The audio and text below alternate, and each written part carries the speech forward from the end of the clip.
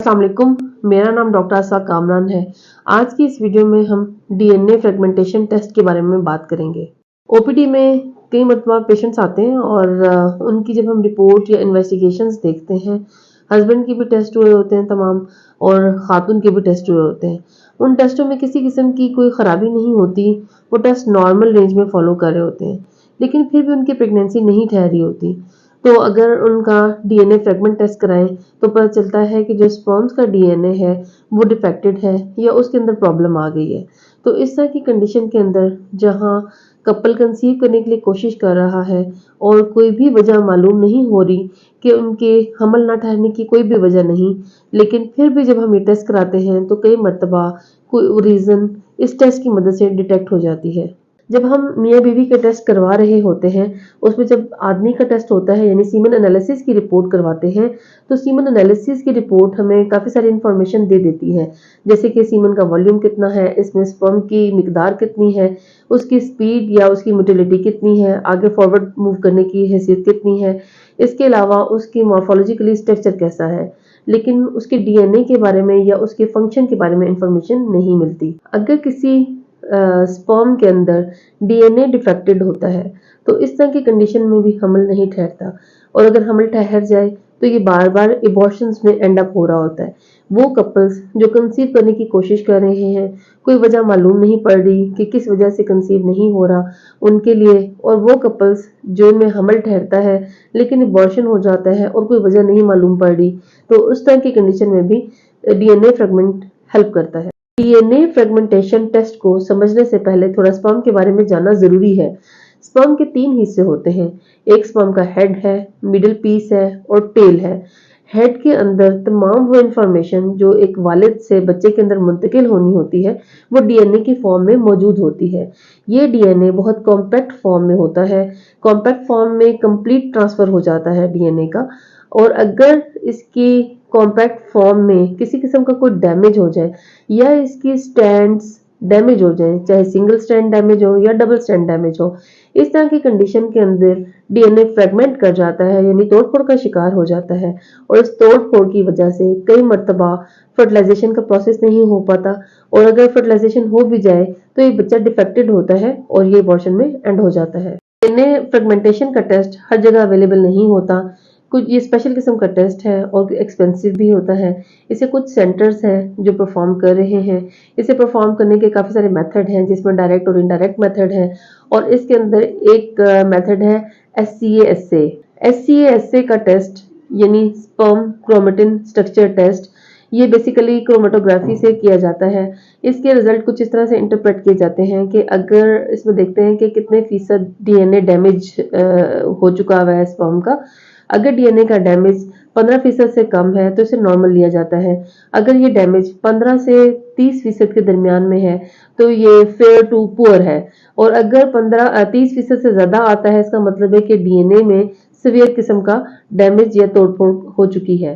Question ये होता है कि डीएनए फ्रेगमेंट क्यों होता है, कौन से ऐसे लोग हैं जिनमें डीएनए फ्रेगमेंट होने या तोड़फोड़ का शिकार होने के चांसेस आम लोगों से ज्यादा होते हैं। इसमें एज इंपॉर्टेंट फैक्टर है। अगर हस्बैंड की एज ज्यादा है, बढ़ती हुई उम्र के साथ डीएनए रिपेयर करने का सिस्टम बॉडी में कमजोर हो जाता है, जिसकी वजह से डीएनए डैमेज हो जाता है। नंबर 2, इसके अंदर अगर हस्बैंड ओवरवेट है या वजन की ज्यादती का शिकार है, इस तरह की कंडीशन में भी डीएनए कई मरतबा डिफेक्टेड होता है और डैमेज हो जाता है। और नंबर 3, स्मोकिंग या लाइफस्टाइल प्रॉब्लम। स्मोकिंग की वजह से भी कुछ ऐसे केमिकल और टॉक्सिन रिलीज होते हैं जो स्पर्म्स के ऊपर एक्ट करते हैं। इन्हें रिएक्टिव ऑक्सीजन स्पीशीज या ROS कहते हैं। ये डायरेक्टली डीएनए को डैमेज करते हैं और इसकी वजह से डीएनए फ्रेगमेंट कर जाता है।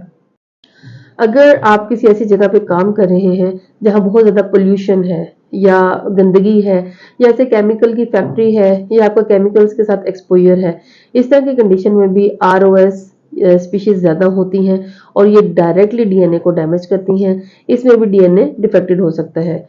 इसके अलावा वेरिकोसील, अगर किसी की वेरिकोसील्स है, आपने अल्ट्रासाउंड कराया, उसके ऊपर डायलेटेड वेसल्स आ गई हैं टेस्टिस के अंदर, यानी वेरिकोसील्स आ गई हैं, तो उस तरह की कंडीशन में भी वेरिकोसील की वजह से वहाँ टेस्टिस का जो टेम्परेचर है वो ज़्यादा बढ़ जाता है। वहाँ पे भी रिएक्टिव ऑक्सीजन स्पीशीज होती हैं जो डीएनए को डैमेज करती हैं। इसमें भी डीएनए फ्रेगमेंट का टेस्ट अक्सर लोगों का खराब आता है।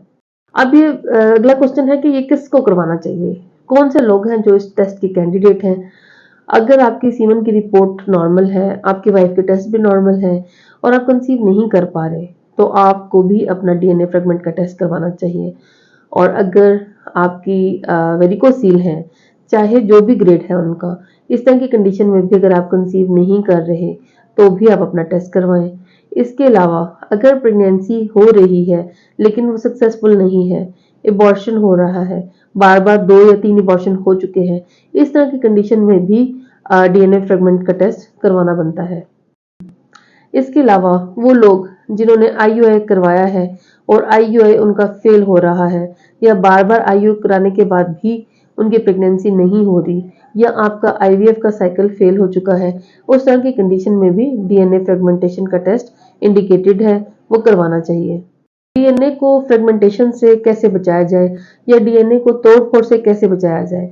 डीएनए को तोड़-फोड़ से बचाने के लिए ज़रूरी है कि आप अपना लाइफस्टाइल मॉडिफाई करें।